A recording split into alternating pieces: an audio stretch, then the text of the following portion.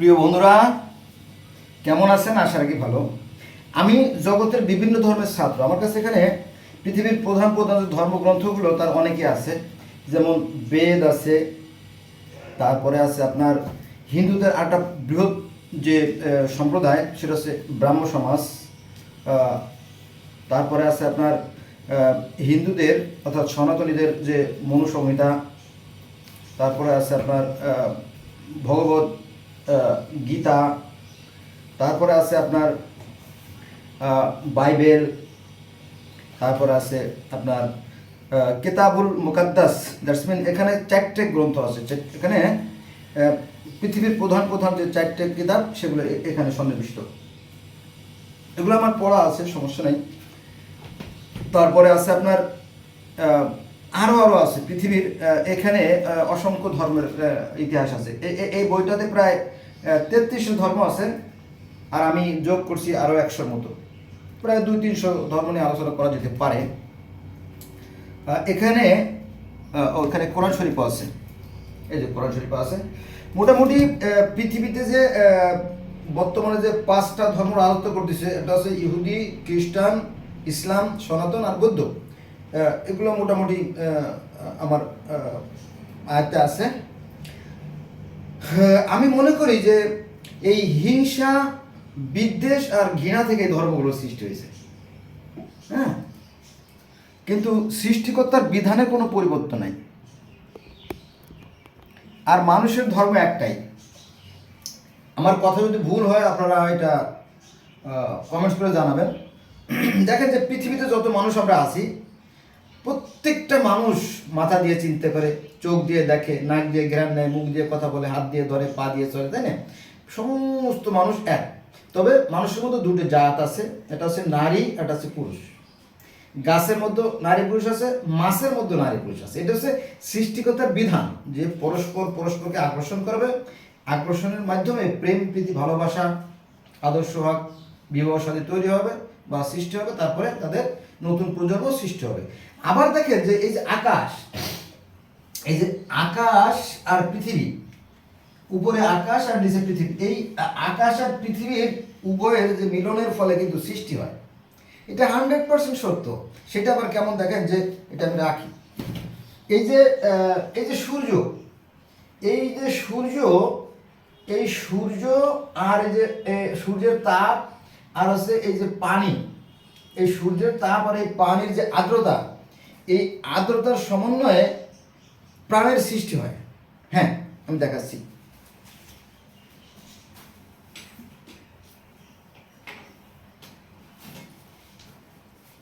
ধরেন এই যে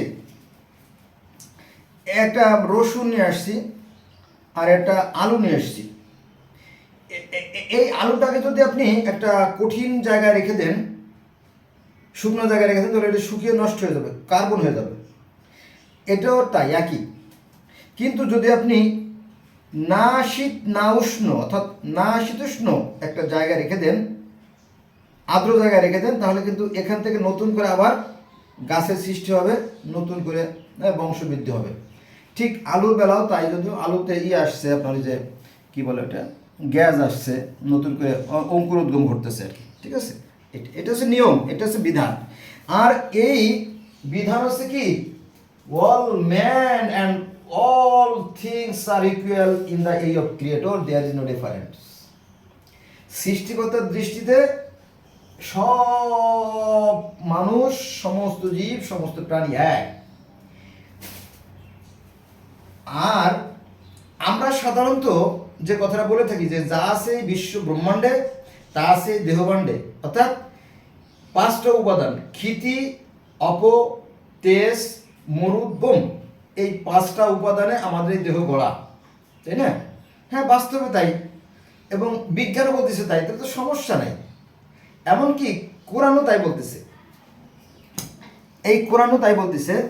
এটা হচ্ছে আপনার 57 নম্বর সূরা, দ্যাটস মিন 57 নম্বর সূরা হাদীদের 3 নম্বর আয়াত যদি আপনি পড়েন, যদিও অধিকাংশ মুসলমান কোরআন হাদিস জানে না, অনার্থকে তারা লাফালাফি করে ধর্ম নিয়ে।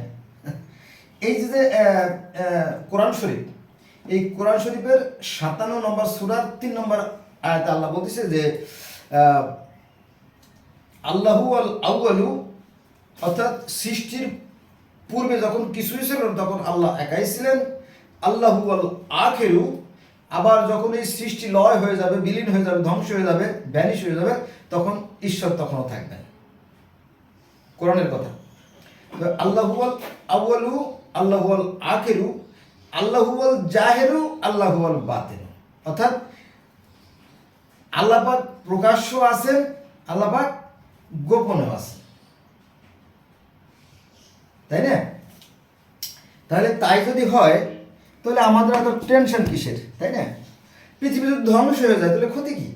এই যে পৃথিবী, এই যে পৃথিবী, এই পৃথিবী যদি ধ্বংস হয়ে যায় কোনো সমস্যা আছে না? টেনশন।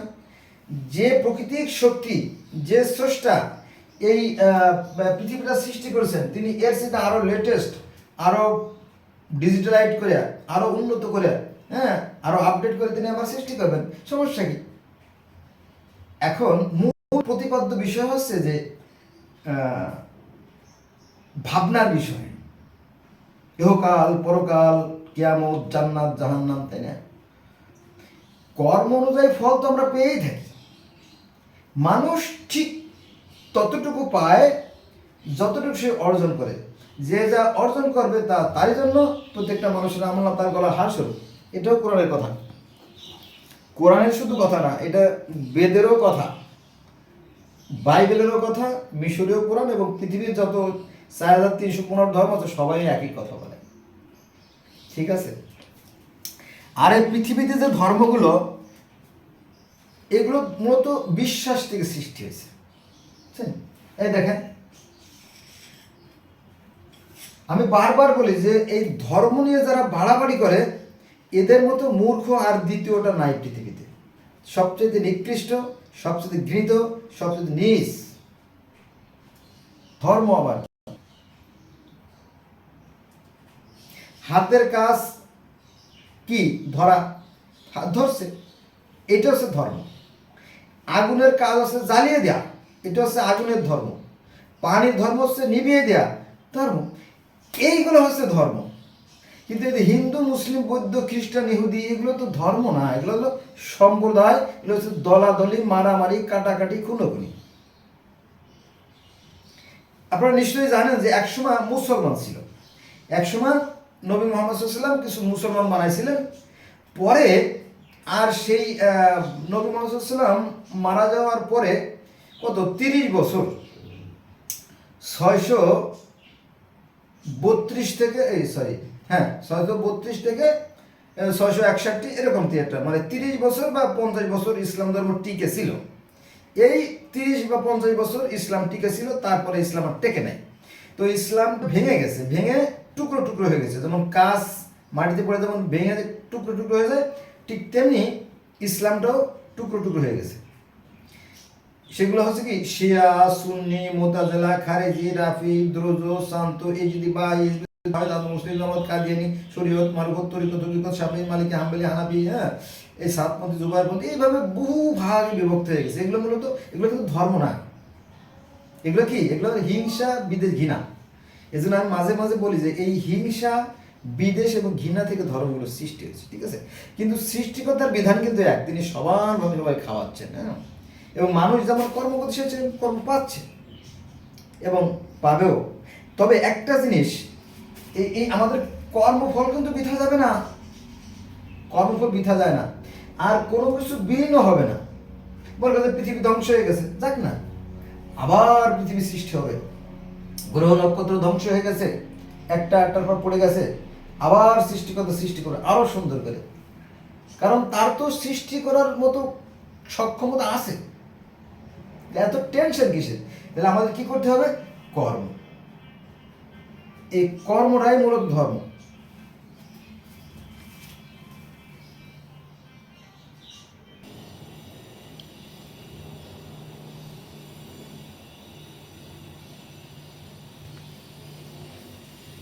তো বন্ধুরা, একটা ফোন আসছিল, তো তাই খুব গুরুত্বপূর্ণ ফোন। যেটা বলতেছিলাম যে এই কোরআন অধিকাংশ মানুষ 95% অথবা 98% লোক কিংবা 99% কোরআনের অর্থই জানে না, অথচ তারা এই ধর্ম নিয়ে লাফালাফি করে। এখানে অর্থাৎ 57 নম্বর সূরা, দ্যাটস মিন 58 নম্বর সূরা 3 নম্বর আয়াত আল্লাহ বলতেছে যে সৃষ্টির পূর্বে তিনি একাই ছিলেন আর কেউ ছিল না, তারপরে তিনি ধাপে ধাপে সৃষ্টি করেন। এই কথাটা তাওরাতে, জব্বুরে, ইনজিলে, বাইবেলে, কোরআনে, বেদে সব জায়গায় আছে। তবে এই বিষয়ে বলতে গেলে আপনার বেদ থেকে বলতে হয়, কারণ বেদ যেহেতু বয়সের দিক থেকে প্রাচীন এবং সনাতন, এজন্য বলতে হয়। যেমন বেদে বলা আছে, অর্থাৎ বেদে যা আছে কোরআনে কিন্তু তাই আছে। শোনেন, বেদে বলা আছে যে সৃষ্টির পূর্বে কেউ ছিল না, কিছুই ছিল না। বেদের কথা, সৃষ্টিকর্তা একাই ছিলেন, তিনি ছিলেন নিরাকার, তিনি জ্যোতিময় অশরীরী সত্তা, অর্থাৎ পরমাত্মা স্বরূপ ছিলেন। এটা কিন্তু বেদের কথা, অর্থাৎ কোরআন যা বলতেছে বেদ তাই বলতেছে। তো তারপরে ঈশ্বর চিন্তা করলেন আমি এক থেকে বহু হব, অর্থাৎ আমি আমাকে আবিষ্কার করব, এটা হচ্ছে বেদের কথা। তো ঈশ্বর কি করলেন, তিনি নিজের যে আকৃতি, যে মূর্তি, এটা তিনি তৈরি করলেন, অর্থাৎ হস্ত, পদ, কর্ণ, নাসিকা, গ্রীবা, জিবা, ত্বক, দন্ত, উষ্ঠ সব তৈরি করলেন। তৈরি করার পরে ভালো করে খেয়াল করবেন যে সৃষ্টিকর্তা তোমাদের একাই ছিলেন, আর তো কেউ নাই। প্রথমে নিজেকে সৃষ্টি করার পরে ঈশ্বর কি করলেন, নিজেই ভিতরে আত্মার উপর প্রবেশ করলেন। এটা হচ্ছে বেদের কথা। কোরআন বাইবেলের একই কথা আছে, আমি আপনাদের বুঝিয়ে দেব। তো একই কথা, যখন তিনি ভিতরে আত্মার উপর প্রবেশ করলেন তখন কি করলেন, নিজেকে আবিষ্কার করার পরে নিজের যে কেশগুচ্ছ অর্থাৎ যে মস্তক, এই ভিতর থেকে পানি সৃষ্টি করলেন। ইসলাম ধর্ম আর সনাতন ধর্ম একই কথা বলে, কিন্তু মানুষ এটা ব্যাখ্যা করতে পারে না, জানে না। তো তার সেই কি বলে, জটা বলে, জটা থেকে পানি সৃষ্টি করলেন। ভালো করে মানে কোরআনের স্মৃতি কিন্তু বেশি আছে বেদে এবং বিস্তারিত আছে যদি আপনি দেখতেন, কিন্তু অধিকাংশ মানুষ ওই যে হিংসা বিদেশ ঘৃণার কারণে দেখে না, এই জন্য আসল বিষয়টা জানা হয়ে ওঠে না। তারপর তিনি পানি সৃষ্টি করলেন। পানি সৃষ্টি করার পরে সেই পানি দিয়ে একটা অণ্ড তৈরি করলেন, ব্রহ্ম অণ্ড, যাকে বলা হয় ব্রহ্মাণ্ড। ওই একই কথা আমাদের ইস্যু আছে, ইসলাম ধর্মে আছে যে আদাহাহা মানে বয়জা বা ডিম সৃষ্টি করলেন। এই ডিম থেকে সৃষ্টি হয় না, মনে করেন যে মুরগি, আমাদের ঈশ্বর সৃষ্টিকর্তা যদি মুরগি হয় তাহলে তার এই ব্রহ্মাণ্ড এটা হচ্ছে একটা ডিম, আর এটা পানি থেকে সৃষ্টি। তাই বলে এই ডিমের মধ্যে সব পানি, আবার পৃথিবীটাও সব পানি। এই দেখেন, এইটা যদি একটা ডিম হয়, এটা আবার মাইন্ড করে না, কিন্তু মাইন্ড করলে কিন্তু আবার হবে না।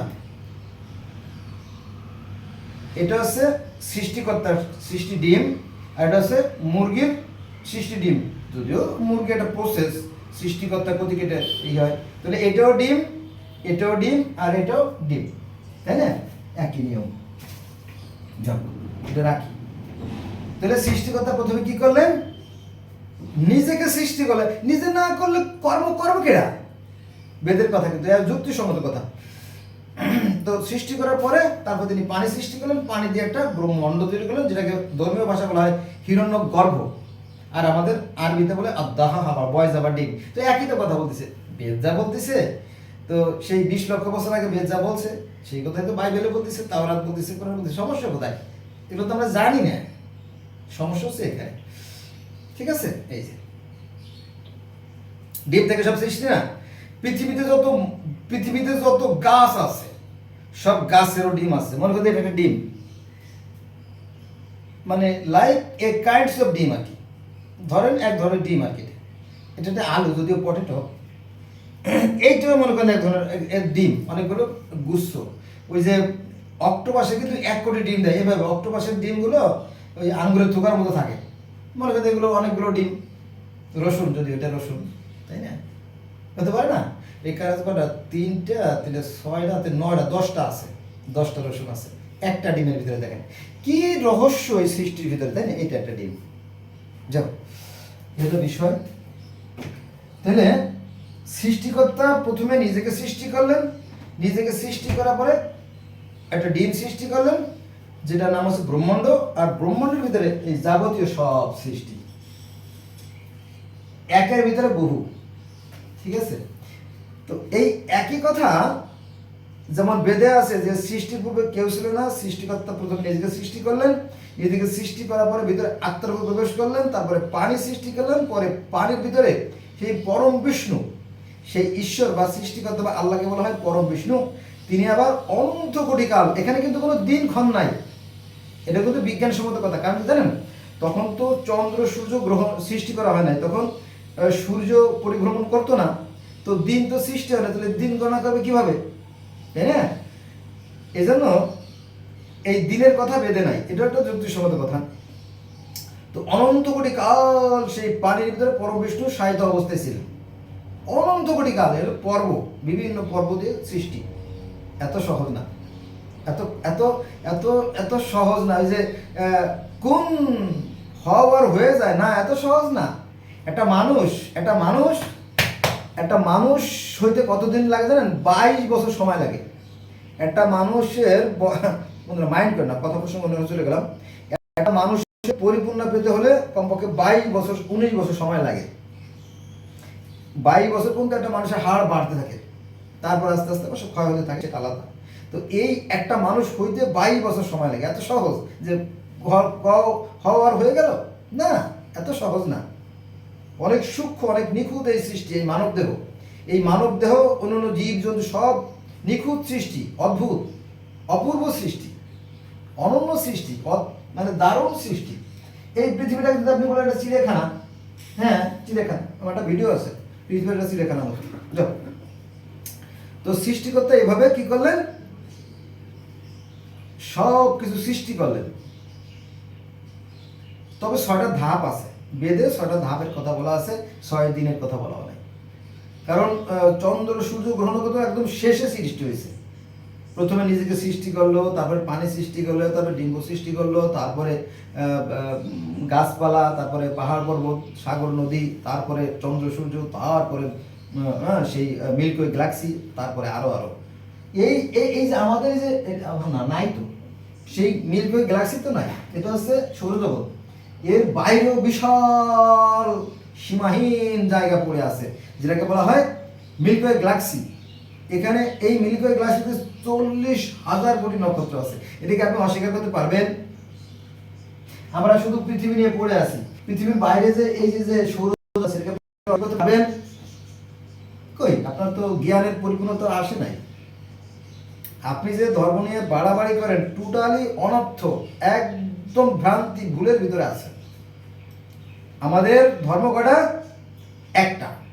পৃথিবীর প্রত্যেকটা মানুষ, পৃথিবীতে যে মানুষগুলো আমরা আছি 700 কোটি, 800 কোটি, 900 কোটি, পৃথিবীর প্রত্যেকটা মানুষ সুখে হাসে, দুঃখে কাঁদে, শীতে কাঁপে, প্রত্যেকের আবেগ অনুভূতি এক। All men are equal in the eye of law, of creator there is no difference. 100% correct, 100% right. অতএব ধর্ম নিয়ে যারা বাড়াবাড়ি করে, ধর্মের মর্ম তারা জানে না। এটা কিন্তু আমার কথা না, আমাদের এই ভারতীয় উপমহাদেশের ওই যে শ্রেষ্ঠ ভাষাবিদ ডক্টর মোহাম্মদ শহীদুল্লাহ সাহেবের কথা। আর কোরআন বলতেছে তোমরা ধর্ম নিয়ে বাড়াবাড়ি করো না, তোমরা ধর্ম নিয়ে বাড়াবাড়ি করো না, ধর্মের ব্যাপারে কোনো বাড়াবাড়ি নাই। কোরআনের কথা। আল্লাহ বলতেছে যে এমন কোনো জাতি নাই, এমন কোনো সম্প্রদায় নাই যে আমি তাদেরকে তাদের ভাষায় প্রতিনিধিত্ব করি। কার কথা? কোরআনের কথা। প্রত্যেক জাতির জন্য আছে আলাদা আলাদা নিয়ম কানুন, আলাদা আলাদা পদ্ধতি। কিন্তু এই কোরআন পড়ে আবার এই কোরআনী মোল্লারা এই কোরআন বুদ্ধ ধোঁকাবাজি ফতোয়া দেয়, মিথ্যে কথা বলে মানুষের মধ্যে একটা বিভ্রান্তি সৃষ্টি করে। এজন্য আমি আরো কথা বলে থাকি যে যে যত বড় মাপের ধর্ম, যে যত বড় মাপের ধার্মিক, সে তত বড় মাপের মূর্খ। ধর্ম দিয়ে সৃষ্টিকর্তা মানুষ সৃষ্টি করেন নাই, সৃষ্টিকর্তা মানুষকে ভালো এবং মন্দের জ্ঞান দিয়ে সৃষ্টি করছে। এই এই মাথাটা যখন মায়ের জরায়ুর ভিতরে যখন আল্লাহ সৃষ্টি করেন, তখনই ব্রেন গিলু তৈরি করছেন, এটা মেমোরি কার্ড, সেই সিস্টেম করে দিয়েছেন। দেখবেন যে যে দেশে যত ধর্ম কম সে দেশটা তত উন্নত। যেমন জাপান, জার্মান, ফ্রান্স, ঠিক আছে। ধর্ম মানুষের মধ্যে বিভেদ সৃষ্টি করে, হিংসা, বিদ্বেষ, ঘৃণা সৃষ্টি করে, দলাদলি সৃষ্টি করে, ঠিক আছে। ধর্ম একটাই, মানুষ এর ধর্ম একটা, প্রত্যেকটা মানুষ সুখে হাসে, দুঃখে কাঁদে, শীতে কাঁপে, প্রত্যেক অবগুণটি এক। আর মানুষের মধ্যে জাত আছে দুটো, একটা আছে নারী, একটা আছে পুরুষ। এটা অবশ্য সৃষ্টিকর্তার সৃষ্টিরই অংশ, কারণ এভাবে তিনি সৃষ্টি করেন। যেটা বলতেছিলাম যে গাছের মধ্যে দুই প্রকার আছে, নারী পুরুষ।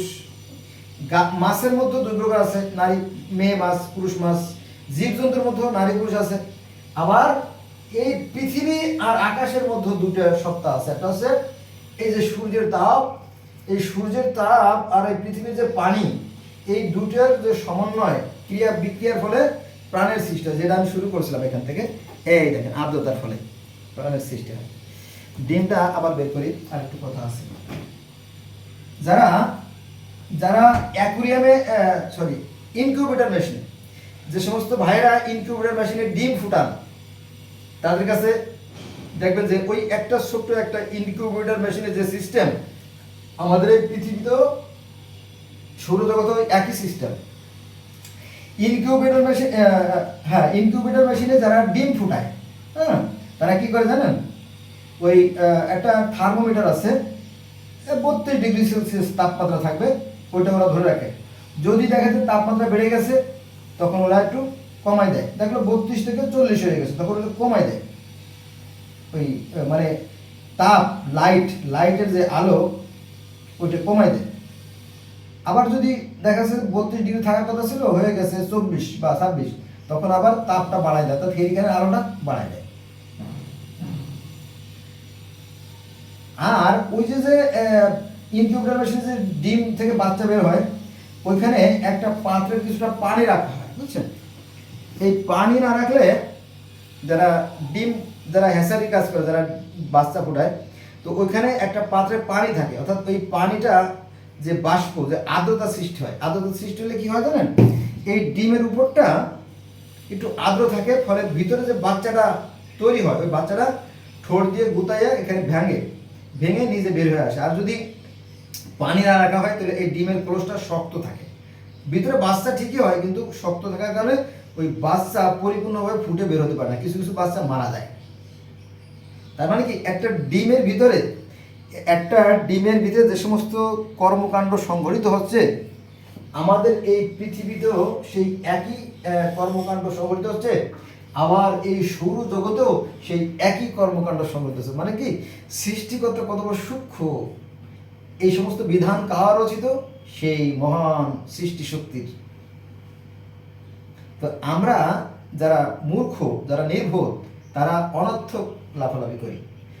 একটা অন্ধের পক্ষে কি একটা হাতি পরিপূর্ণ দেখা সম্ভব? বলেন, সম্ভব না। তো অন্ধরা হাতি দেখার পরে টিচার জিজ্ঞেস করলো যে কি খবর, তোমরা কে কেমন দেখলে? তো একজন বলছে, স্যার আমার কাছে মনে হলো যে সাপের মতো, ওই যে হাতির লেজটা দেখছি।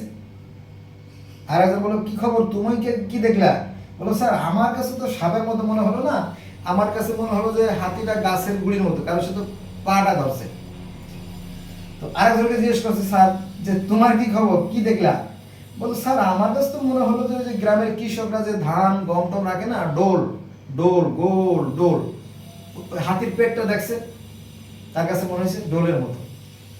আচ্ছা, তারপরে আর কেউ? তো স্যার আমার কাছে তো জানি কেমন মনে হয়। কেমন মনে হলো? বলে, আমার কাছে মনে হলো যে হাতিরা তলোয়ারের মতো, ওই যে হাতির যে দাঁত আছে না সামনে, ওটা দেখছে। তো আরেকজনকে জিজ্ঞেস করছে, টিচার তোমার কাছে কেমন মনে হলো? সবার মতামত নেই, কাজ নাই তো বিকেলবেলা স্কুলের বারান্দায়। তো বলো, স্যার আমার কাছে তো মনে হলো অজগরের মতো, ওই যে হাতির যে সুরটা দেখছে। তো এই হলো বিষয়। এটা হচ্ছে আমাদের দৃষ্টিভঙ্গি, বুঝছেন? দৃষ্টিভঙ্গির পার্থক্য। আসলে এই ধর্মগুলো সৃষ্টি হয়েছে বিশ্বাস থেকে। এবং এই যে তারা নিজের ধর্মকে বড় মনে করে, হ্যাঁ ভালো, নিজের ধর্মকে বড় মনে করা ভালো, কিন্তু বুঝতে হবে যে এই যে পৃথিবী, এই যে আমাদের যে পৃথিবী, এই আমাদের ঠিকানা, এখানে 4,315টা, মতান্তরে 5,000, আরও মতান্তরে 10,000 ধর্ম আছে। হ্যাঁ, আমরা এই ক্ষুদ্র কুঠুরিতে, এই কুয়ার মধ্যে বসবাস করি, বাংলাদেশে বাস করি, তাই না? এই যে তো আমাদের বাংলাদেশের সাথে 118 গুণ বা 116 গুণ বড় আছে রাশিয়া। রাশিয়ার কোনো ধর্ম নাই না, মিথ্যে কথা। রাশিয়ানদের ধর্ম আছে, তারা বলে সামান, তারা বলে যে সামান দ্যাটস মিন ঊর্ধ্ব জগতের সত্তা, অর্থাৎ একজন সৃষ্টিকর্তা আছে। দেখেন, আবার এই যে আমেরিকা, এটা হচ্ছে আপনার দেখেন, এই যে আছে উত্তর আমেরিকা, এটা হচ্ছে মধ্য আমেরিকা, এটা হচ্ছে দক্ষিণ আমেরিকা। তাহলে এই যে আমেরিকা, এখানেও ধর্ম আছে, জানেন তো? ইহুদি, খ্রিস্টান আছে না, বৌদ্ধ, সবই তো আছে। তো এই ধর্মের আগেও কিন্তু ধর্ম ছিল, অর্থাৎ আজ থেকে 12,000 বছর আগে বা 80,000 বছর আগে, 85,000 বছর আগেও ধর্ম ছিল। তাই নাকি? হ্যাঁ, আফ্রিকায় সবচেয়ে আগে মানুষের বসবাস ছিল বলে প্রত্নতত্ত্ববিদদের ধারণা। এটা কিন্তু আমার মন গড়া কথা না, তাই না? তাহলে এত দূরের কথা আমরা কিভাবে জানবো? তখন তো মানুষ নিজেদের পেট নিয়ে ব্যস্ত থাকতো, ওই পশু শিকার করা, তাই না? অনেক দিন পেরিয়ে গেছে আর কি। এটি নিয়ে তর্ক না করাই ভালো। ধর্ম নিয়ে যারা বাড়াবাড়ি করে, ধর্মের মর্ম তারা জানে না।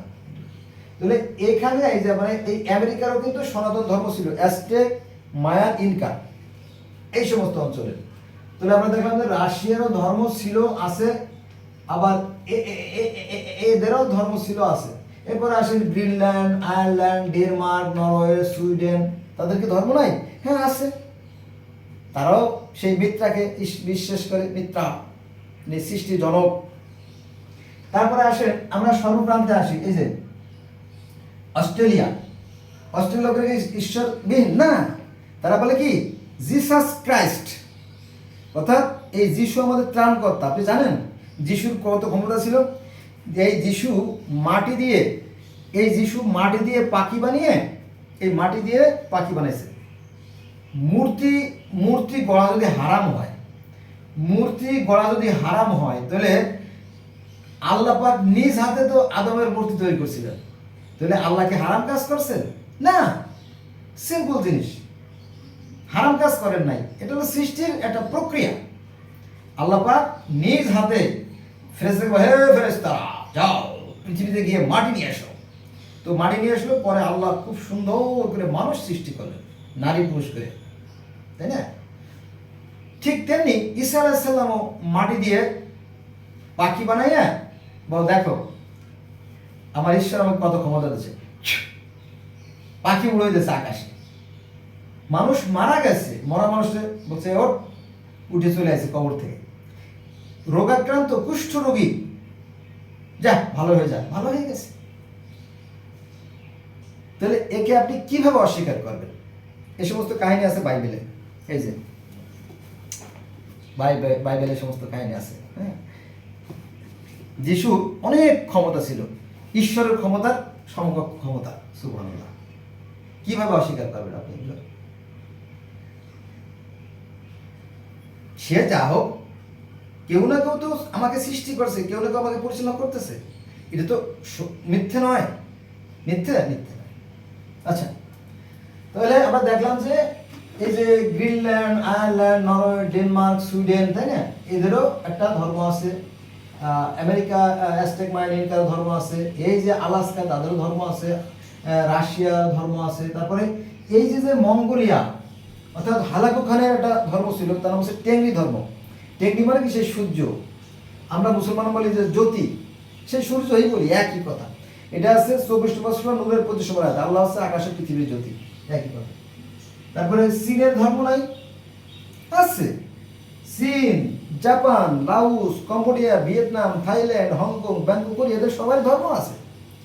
তাও ধর্ম, সিন্ত ধর্ম, তারপরে আপনার টেংরি ধর্ম, তারপরে ফালুন গং ধর্ম, তারপরে আছে আপনার কনফুসিয়াস ধর্ম, তারপরে সিন্ত ধর্ম। নাই, কে বলছে? কে নাই ধর্ম নাই, কে বলছে? তারা তো একজন সৃষ্টিকর্তায় মানে, তবে তারা স্বর্গ নরকে মানে না। তারা বলে যে যেহেতু আত্মা, যেহেতু পরমাত্মার অংশ, তো মানুষ যদি ভালো কাজ করে তাহলে সেই পরমাত্মার সাথে মিলন হয়ে যায়, আর যদি অন্যায় কাজ করে তাহলে তারা ভূত প্রেত দৈত্য দানব খারাপ হিসেবে থেকে যায় পৃথিবীতে, এবং তারা যখন আস্তে আস্তে শাস্তি ভোগ করার পরে যখন পাপ দূর হয় তারপরে আবার পূর্ণতা অর্জন করে। এই ভালো মন্দ এইভাবে চক্রাকারে চলতেই থাকবে। ঠিক আছে, ইসলাম ধর্ম একই কথা, যে মানুষ যেমন কর্ম করবে সেই অনুযায়ী কিয়ামতের পরে ফল লাভ করবে, এই পুনর্জন্ম হয়। একটু ব্যাখ্যা বিশ্লেষণে ভিন্ন, কিন্তু মূল বিষয়গুলো এক। আচ্ছা, এবার আসেন আফ্রিকা। ওরে বাবা, এই যে আফ্রিকা দেখছেন, এটা হচ্ছে আফ্রিকা, এটা হচ্ছে লিবিয়া, এটা হচ্ছে জায়ার, সুদান, নাইজার, মৌতানিয়া, মরক্কো, এদের সবারই ধর্ম আছে। এই আফ্রিকার লোকেরা কি বলে জানেন? বলে যে সাইরাস। সাইরাস মানে কি জানেন? সেই ঊর্ধ্ব জগতের সত্তা। ওই যে সন্ধ্যার সময় যখন সূর্য ডুবে যায়, যখন চাঁদ ওঠে নাই, তারপরে দেখবেন একটা জল জল করে একটা আলো জ্বলে না চাঁদের পাশে একটা লাল জল জল করে একটা বাতি জ্বলে, কিন্তু সূর্য ডুবে যাওয়ার পরেও। এইটাকে এই আফ্রিকারা বলে। এখান থেকে আমাদের পূর্বপুরুষরা পৃথিবীতে আসছিল, এবং তারা পৃথিবীতে আসার পরে পৃথিবীতে মানব রচনা করে চলে গেছে, এবং তারা একটা নির্দিষ্ট সময় পর পর সেই ঈশ্বরের সাথে কথা বলে। যারা ধর্মগুরু, অর্থাৎ এই যে আফ্রিকার যে ধর্মগুরু যারা, পুরোহিত যারা, তারা সেই পাহাড়ের উপরে যে দীর্ঘদিন 3-4 মাসের খাবার একসাথে নিয়ে যায়, সেই ঈশ্বরের সাথে কথা বলে, ধ্যান করে, মিরাজে যাওয়ার মতো। পরে সেই 3-4 মাস পরে সেই পাহাড় থেকে নেমে এসে যারা সাধারণ মানুষ আছে তাদের কাছে বলে যায় এই ঈশ্বরের সাথে এই সমস্ত কথা বলে আসছে, তারা আমাদেরকে এইভাবে চলতে নির্দেশ দিচ্ছে। আবার এই যে রাশিয়া, বাংলাদেশের চেয়ে 118 গুণ বড়, এই রাশিয়ার লোকেরাও কিন্তু আল্লাহর সাথে কথা বলে। তারা কি করে জানেন? আসন তৈরি করেন, এবং ঈশ্বরকে ডাকতে ডাকতে ডাকতে ডাকতে ডাকতে ডাকতে মুক্তি যখন ফেনা উঠে যায়, তারপরে ঈশ্বর হাজির হন এবং তাদের সাথে কথা বলেন। মানে অনেকটা মিরাজের মতোই। সনাতন ধর্মে মিরাজ আছে। সনাতন ধর্মের কৃষ্ণ ঈশ্বরের সাথে দেখা করতে গেছিলেন অর্জুনকে সাথে করে নিয়ে। তারপরে আবার ঈশ্বরও পৃথিবীতে আসছিলেন নারদ মুনির সাথে দেখা করার জন্য। তো এগুলো তো আছে, পুরাতন কথা নতুন করে বলার কি দরকার আছে? এই নতুন করে বলতে যে যত অশান্তি সৃষ্টি হয়েছে, এখানে মতভেদ, এখানে বিভেদ, এখানে সংঘাত, এখানে দ্বন্দ্ব, এখানে তর্ক, এখানে বিতর্ক। ঠিক আছে, একই কথা।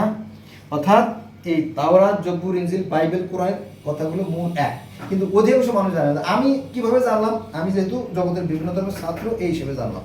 আমার কাছে দেখেন প্রচুর আছে, এগুলো সব পৃথিবীর প্রধান গ্রন্থ। আরো আছে বাবা। ঠিক আছে, একটু কম্পেয়ার করবেন। কম্পেয়ার মানে বুঝুন, কম্পেয়ার মানে হচ্ছে তুলনা করা, যাচাই বাছাই করা। কোরআন কি বললো আর বাইবেল কি বললো, আমরা যদি দেখি একই। এখানে কোরআনে যে 25 জন নবীর কথা বলা আছে না, সেম টু সেম এখানেও সেই 25 জন নবীর কথা বলা আছে, একেবারে অবিকল এক। আবার এখানে অর্থাৎ বাইবেলেও একই কথা বলা আছে। হ্যাঁ, তবে এই ধার্মিক আছে সমস্যা, বুঝছেন? এই দেখেন, এই যে এখানে আছে অবতার বলতে আমরা যাদেরকে নবী রাসূল বলি না, এই যে দেখেন, এই যে 10 জন অবতার, এই যে 10 অবতার। হ্যাঁ, এখানে আছে নূহ নবীর বন্যার কাহিনী, তারপরে ইব্রাহিমকে আগুনে পোড়ানোর কাহিনী, তারপরে ওই যে ইউনুস নবীর মাছে গেলার কাহিনী, একই কাহিনী এখানে আছে, একই কাহিনী, বুঝছেন? এইগুলো এই ধর্ম ব্যবসারা জানতে দেয় না। কয়েকটা বলি, যেমন আমরা মুসলমানরা যাকে বলি ইব্রাহিমকে আগুনে পোড়ানো হয়েছিল, আমরা বিশ্বাস করি। তো এই ইব্রাহিমকে আগুনে পোড়ানো হয়েছিল, এই কথাটা সনাতন ধর্মে আছে যে প্রহ্লাদ মহাজনকে আগুনে পোড়ানো হয়েছিল। এই জন্য ওই স্মৃতিকে স্মরণ করে হিন্দুরা প্রতি বছর কিন্তু চড়ক পূজা করে চৈত্র সংক্রান্তিতে, চৈত্র মাসে চড়ক পূজা করে। আবার এই ইব্রাহিমকে আগুনে পোড়ানোর কাহিনী ইহুদি ধর্মে আছে, খ্রিস্টান ধর্মে আছে, আবার বৌদ্ধ ধর্মে আছে। এটা হলো ইব্রাহিমের কাহিনী, কারণ ইব্রাহিমের বড় মাপের মন্ডবী তো, এজন্য গেল। আবার ওই যে ইউনুস নবীরে মাছে গেলে ফেলাইছিল, এই মাছে গেলার কাহিনী আবার সনাতন ধর্মে আছে যে ঘটোৎকচকে মাছে গেলে ফেলাইছিল, পরে ঈশ্বরের নাম স্মরণ করলে সেখান থেকে সে উদ্ধার পায়। এইগুলো সনাতন ধর্মে কিন্তু আছে, এটা কিন্তু ফটোকপি। তো এই এই ঘটোৎকচকে যে মাছে গিলে ফেলেছিল, এই কাহিনীটা আবার চলে আসছে ইহুদি ধর্মে, সেখানে আছে জনার কাহিনী। খ্রিস্টান ধর্মেও তাই। পরে ওই জনার কাহিনী, ঘটোৎকচের কাহিনীটা আবার যখন ইসলাম ধর্মে আসছে তখন চলে আসে ইউনুস নবী হিসেবে, ওই মাছে গেলার কাহিনী, একই কাহিনী। তাহলে এই একই কাহিনী আবার এসে বৌদ্ধ ধর্মে মাছের কাহিনী আছে বন্ধুরা। এটা অন্যদিন আলোচনা করবো, তাই না? বৌদ্ধ ধর্ম যদি আপনারা কমেন্টস করেন, যদি জানতে চান তাহলে আমি জানাতে পারি। বৌদ্ধ ধর্মে ও এই মাছের গেলার কাহিনী আছে। একটু বলি না। একদল মাঝিরা মাছ ধরতে গেল। মাছ ধরতে গেলে তারা বড় একটা মাছ পাইল। সেই মাছটা নিয়ে আসছে রাজার কাছে। রাজা, আমরা বড় একটা, মস্ত বড় একটা মাছ পাইছি, কার কাছে নেব? আপনার কাছে নিয়ে আসলাম।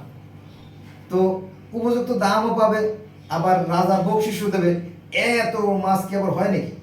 তো এত বড় মাছ যখন কাটতে গেছে, ওমা, মাছের পেটের ভিতরে মানুষ। বন্ধুরা, আমার গল্প কিন্তু অন্য প্রসঙ্গে চলে যাচ্ছে, মাইন্ড করেন না। তো কি ব্যাপার, মাছের পেটে আবার মানুষ হয় নাকি? এটা কিন্তু বৌদ্ধ ধর্মের একটা গল্প আর কি, কাহিনী। তো যাক, মেয়ে মাছ, ওই মেয়েটাকে লালন পালন করলো রাজা। আস্তে আস্তে বড় হয়। সে যতই বড় হয় তার শরীরের থেকে বিকট মাছের গন্ধ, যতই বড় হয় আরো মাছের গন্ধ, কিন্তু সুন্দর, রূপ যৌবন সবই সুন্দর। পরে রাজা কি করবে? রাজা বললো কি, একটা নৌকায় করে, একটা জাহাজে করে ওই মেয়েটাকে ভাসাই দিল। যা, ফি সাবিলিল্লাহ। তো মেয়েটা ভাসতে ভাসতে ভাসতে ভাসতে এক ভিখু, এক থাকে দ্বীপে থাকে, সেখানে গেছে। পরে ভিখু কি করবে? সে আবার ওই মেয়েটাকে লালন পালন শুরু করলো। ঠিক আছে, লালন পালন করার এক পর্যায়ে এক দৈববাণীওয়ালা এক দেবতা, এক ফেরেশতার সাথে দেখা হলো। তার সাথে তার বিবাহ দিল। ও না না, সরি, ভুল হয়ে গেছে, তার সাথে বিবাহ দিল না, মানে এই মেয়ে যখন বড় হলো তখন এইভাবে এক মানে ঐশ্বরিক সত্তা তার সাথে দেখা করলো। দেখা করার ফলে তার গর্ভে সন্তান তৈরি হলো। বিশাল কাহিনী বন্ধুরা। সকালবেলা তো আমি ডিউটিতে চলে যাব, তারপরে চিন্তা করলাম যে একটা ভিডিও করি, সময় পাই না। তো আমি সাজিয়ে গুছিয়ে বলতে পারি না, সরি ফর দ্যাট, এজন্য আমার ক্ষমা করবেন। সময় কম পাই তো, এখন চলে যাব। তারপর আমার সাথে থাকবেন। হ্যাঁ, আপনারা তো দেখলেন না, আমার কাছে যথেষ্ট আছে। এটা হচ্ছে কিতাবুল মুকাদ্দাস। অনেক ভাইরা আবার মানে বইয়ের লিস্টও চান। এখানে আছে কিতাবুল মুকাদ্দাস একটা, তারপরে আছে আপনার ভগবত গীতা, ডিটেলস ডাটা আছে, শর্ট আছে, পকেট গীতা আছে, পকেট একটা আছে। তো এটা না জানলে তো কথা বলা যায়, তাই না? মনুসংহিতা, একেবারে সৃষ্টির রুষালগ্নের কাহিনীগুলো কিন্তু এখানে আছে। ভিডিও হচ্ছে কিনা আমি দেখে নিই। ভিডিও কি হচ্ছে? হচ্ছে। এই যে সৃষ্টিকর্তা, মানে সৃষ্টিকর্তা প্রথম মাটি দিয়ে মানুষ তৈরি করলো, অর্থাৎ বিষ্ণুকে বলে, হে বিষ্ণু, তুমি কর্দম দিয়ে মানুষ তৈরি করো। তখন মনুষ্যত্বকে তৈরি করলো, তারপর তাদেরকে একটা সুরম্য বাগানে থাকতে দিল। পরে তারা আবার ঈশ্বরের নির্দেশ অমান্য করে রম্য ফল ভক্ষণ করলো। কোরআন শরীফে আছে কি? সেই গন্ধ ফল। এখানে আছে গন্ধ ফল, আর এখানে আছে সেই রম্য ফল। প্রথম মানব রম্য ফল ভক্ষণ করে তারা কি হলো? মেলস্য হয়ে গেল। মেলস্য মানে কি? অপবিত্র হয়ে গেল, নোংরা হয়ে গেল। তারপরে তাদের সেই জান্নাতের পোশাক খুলে গেল। তারপরে উদম্বর গাছের পাতা দ্বারা তারা লজ্জা নিবারণ করলো, আসন তৈরি করলো। এটা আছে এখানে। আর কোরআন শরীফে আছে যে আদম হাওয়া ঈশ্বরের নির্দেশ অমান্য করে কি করলো? ঈশ্বরের নির্দেশ অমান্য করে তারা ওই যে গন্ধম ফল খাইলো। যদিও গন্ধম শব্দটা কোরআনের এক জায়গাও নাই, কোরআনের এক জায়গাও গন্ধম শব্দটা নাই, কিন্তু এই গন্ধর্ব শব্দটা এখানে আছে, এইটার মধ্যে আছে। এজন্য আমি অনুরোধ করব, দেখেন যে এখানে যা আছে এখানে কিন্তু তাই আছে। যদি আপনি দেখতেন, না দেখলে তো সারা জীবন দ্বন্দ্ব থেকে যাবে। এক, same to same, there is no difference between holy Veda and holy Quran if you analyse this. ঠিক আছে? আর এখানেও তাই, একই কাহিনী। ওই জায়গায় বললাম না যে 25 জন নবীর কথা, একই কথা আছে, কিন্তু আমরা জানি না। এজন্য যে যত বড় মাপের মূর্খ সে তত বড় মাপের ধার্মিক। আমার গ্রামার তাই বলে। ঠিক আছে,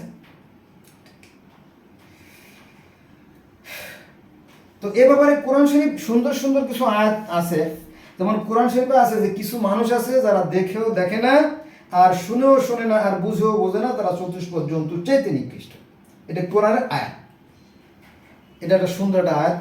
দেখেন যে আমরা কি দেখি না, আমরা যেটা দেখি যে আমাদের একটাই আকাশ, একটাই পৃথিবী, একটাই চাঁদ, একটাই সূর্য, পৃথিবীর প্রত্যেকটা মানুষ সুখে হাসে, দুঃখে কাঁদে, শীতে প্রত্যেকে আবহাওয়া এক, তাই না? এদিক থেকে চিন্তা করে একজন কবি একটা কবিতা লিখছিল, আমি অনেকবার শোনাইছি, তারপরেও শোনাই। জগৎ জুড়িয়া এক জাতি আছে, সে জাতির নাম মানুষ জাতি। জগৎ জুড়িয়া এক জাতি আছে, সে জাতির নাম মানুষ জাতি। একই পৃথিবীর স্তন্যে লালিত, একই রবি শশী বোধের সাথী। শীত তাপ ক্ষুধা তৃষ্ণার জ্বালা, সবাই মোরা সমান বুঝি। জলে মরি বাসি পাইলে ডাঙ্গা, ধলো আর কালো বাহিরে কেবল, ভিতরে সবাই সমান নাগা। ভিতরে সবার সমান নাগা বলতে আমাদের পৃথিবীর প্রত্যেকটা মানুষ রক্ত লাল, সেই সমান নাগা কথা বলা হয়েছে। আর এই মাতৃভূমি যে স্তন, এই মায়ের স্তন, এখানে বলতে যে এই যে পৃথিবী, এই পৃথিবীতে যে ফুল ফল ফল লতা গুল্ম যা কিছু সৃষ্টি হয়, কোনোটা দিয়ে আমরা ওষুধ তৈরি করি, কোনো আমরা গবাদি পশুর খাদ্য তৈরি করি, কোনো দিয়ে আমরা নিজেদের খাবার খাই না? পুঁই শাক, ডাঁটা শাক, মূলো শাক, আলু শাক, পটল শাক, কত শাক, তাই না? আমরা খাই না? তাহলে এই আমরা এই প্রকৃতির সন্তান, প্রকৃতি আমাদের লালন করেন পরম স্নেহে। প্রকৃতির যে উপকরণ সেগুলো নিয়েই আমরা বেড়ে উঠি। যা সেই বিশ্ব ব্রহ্মাণ্ডে তা সেই দেহমাণ্ডে একই। আয়রন, ক্যালসিয়াম, ভিটামিন, জিঙ্ক, দস্তা, গোল্ড, ইলেকট্রিসিটি সবই আছে প্রকৃতিতে, যা আছে আমাদের মধ্যে তা আছে। আমাদের আছে কি এই প্রকৃতির ক্ষুদ্র সংস্করণ। হ্যাঁ, এটাই সত্য। এটা আমি আগে একবার বলছিলাম, তারপর আবারও বলি আপনাদের স্মরণার্থে। সেটা হচ্ছে যে 57 নম্বর সূরা হাদিদ, 57 নম্বর যে সূরা হাদিদের 3 নম্বর আয়াতে বলা আছে যে আল্লাহু আল আউয়ালু, আল্লাহু আল আখিরু, আল্লাহু আল জাহিরু, আল্লাহু আল বাতিনু, আল্লাহু আল কাহারু, আল্লাহু রাহমান। অর্থাৎ সৃষ্টি পূর্বে কেউ ছিল না, কিছুই ছিল না, সৃষ্টিকর্তা একাই ছিল। পরে তার থেকে তিনি নিজেই নিজেকে সৃষ্টি করলেন, তাই না? তিনি সাকারও আছেন, নিরাকারও আছেন। তো আল্লাহ জাহের আল বাতেন, আল্লাহ সর্বত্র বিরাজমান, এটাও যেমন ঠিক। আবার সপ্তম আকাশে নূরের সিংহাসনে বসা আছেন, তার আকার না থাকলে বসতে কি বসার দরকার আছে? এটাও ঠিক, তাই না? আমরা দুটি মেনে নিলাম, তাহলে দুটো যদি মেনে নেই তাহলে তো আমাদের সাথে আর সংঘাত হওয়ার কথা না। সাকার নিরাকার, সাকার নিরাকার, অর্থাৎ তিনি সাকারেও আছেন, আকারেও আছেন, নিরাকারে আছেন, গোপন আছেন। আর এখানে বলা আছে জাহের আর বাতেন, অর্থাৎ জাহের মানে কি প্রকাশ্য আছেন, আর বাতেন মানে গোপন আছেন। তো একই তো কথা। তাহলে দুইজনে কি একই কথা বলতেছে। তো সমস্যা কোথায়? সমস্যা আমাদের অজ্ঞতা, আমাদের সীমাবদ্ধতা, আমাদের না জানার কারণে সমস্যাগুলো সৃষ্টি হয়। ঠিক আছে, এজন্য আমি অনুরোধ করবো যে ধর্ম নিয়ে প্লিজ বাড়াবাড়ি করবেন না। যারা যারা কর্মে হাত দেন, যেমন কর্ম করবেন ঠিক তেমন ফল পৃথিবীতে পাবেন, পরকালে পাবেন। সৃষ্টিকর্তার বিধান এক। সৃষ্টিকর্তা বলে আলাদা কিছু নাই, ইনি হচ্ছে সৃষ্টির শক্তি। তিনি সর্বভূতে বিরাজমান। তিনি পদার্থের ভিতরে আছেন শক্তি রূপে, তিনি পানির ভিতরে আছেন আলোর আগুন রূপে, আবার আগুনের মধ্যে আছেন পানি রূপে। আগুনের মধ্যেও তিনি আছেন পানি রূপে। আমি ঘেমে যাচ্ছি, কিন্তু বন্ধুরা আমি ঘেমে যাচ্ছি, দেখেন এই যে গরম থেকে পানি সৃষ্টি হচ্ছে, এই যে দেখেন ঘেমে গেছি, দেখেন ঘামছি, প্রচণ্ড ঘামতেছি আমি, শরীরটা যদি ভালো না, দেখছেন? তাহলে এই আগুনের মধ্যে পানি আছে, আর পানির ভিতরে আগুন আছে। ওই যে পানি দিয়ে আমরা ইলেকট্রিসিটি তৈরি করি, কারেন্ট তৈরি করি, বুঝছি এই আর কি। তো সর্বভূতে তিনি বিরাজমান শক্তি রূপে, তিনি বাতাস রূপে আছেন, প্রাণ বায়ু রূপে আছেন, তিনি আত্মা রূপে, তিনি সব রূপের রূপকার আছেন তিনি। আসুন আমরা ধর্মের নিগুড় তত্ত্বগুলো জানার চেষ্টা করি, আমরা ধার্মিক হওয়ার চেষ্টা করি, আমরা সৃষ্টিকে ভালোবাসি। দেখেন যে আল্লাহ পাক কত দারুণ দারুণ কথা বলছে, এগুলো আমরা খেয়াল করি না। আল্লাহ বলেন যে আমার সৃষ্টিকে ভালোবাসে, আমি আল্লাহ তাকে ভালোবাসি, তাই না? জীবে প্রেম করে যেই জন সেই জন সে ঈশ্বর, এটা বৌদ্ধ ধর্মের একটা মন্ত্র, ঠিকই তো আছে। আপনি ভালোবাসলে ভালোবাসা পাবেন, আর আঘাত করলে আঘাতটা পাবেন। এটাই মানে বিধির বিধান। বন্ধুরা আজকে আর না, এই পর্যন্তই। শুভকামনা সবার জন্য, সব ভালো থাকবেন।